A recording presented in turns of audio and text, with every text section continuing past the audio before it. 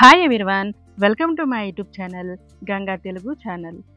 ఈరోజు ఈ వీడియోలో హోమ్ మేడ్ పాప్కార్న్, ఇంట్లోనే పాప్కార్న్ను ఈజీగా ఎలా ప్రిపేర్ చేసుకోవాలో చూపించబోతున్నానండి.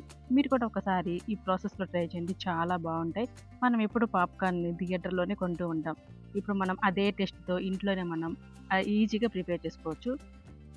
అలాగే ఈవినింగ్ పూట పిల్లలకి పెద్దలకి పాప్కార్న్ను స్నాక్గా తీసుకోవచ్చు. ఇప్పుడు మనం ఈ ప్రాసెస్ని చూద్దాం.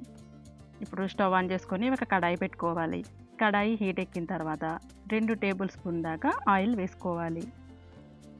ఆయిల్ ప్లేస్లో మీరు నెయ్యి అయినా వేసుకోవచ్చు, బటర్ అయినా వేసుకోవచ్చు అండి. ప్రస్తుతానికైతే నేను ఆయిల్ వేస్తున్నాను. ఆయిల్ హీట్ ఎక్కిన తర్వాత ఇవి పాప్కార్న్ సీడ్స్ మనకి సూపర్ మార్కెట్లో దొరుకుతాయి. ఈ పాప్కార్న్ సీడ్స్ని 1 కప్పు దాకా వేసుకుంటున్నాను. ఈ పాప్కార్న్ సీడ్స్ వేసిన తర్వాత వీటిని బాగా మనం ఫ్రై చేసుకోవాలి. 1 నిమిషం పాటు ఫ్రై చేసుకోవాలి.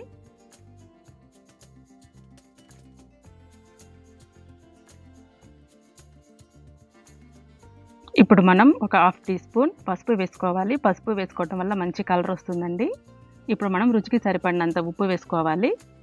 మీకు కావాలనుకుంటే కారం వేసుకోండి, లేకపోతే స్కిప్ చేయండి. కారం వేసుకుంటే కొంచెం టేస్ట్ ఉంటుంది. పిల్లలకి ఇచ్చే పని అయితే కొంచెం కారం అనేది స్కిప్ చేయండి, లేకపోతే లైట్గా వేసుకోండి.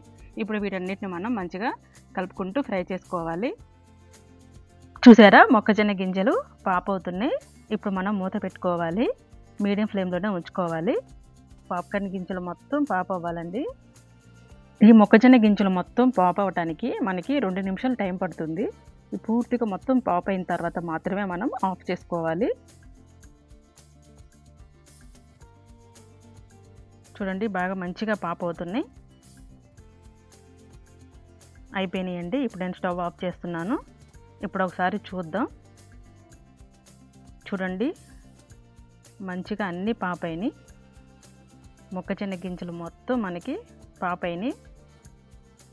మన హోమ్ మేడ్ పాప్కార్న్ రెడీ అయిపోయినాయండి.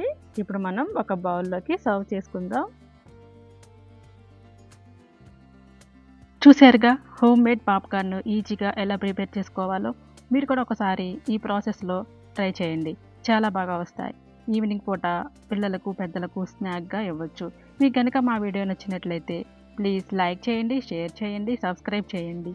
Thanks for watching. మరొక మంచి వీడియోతో మళ్ళీ కలుద్దాం.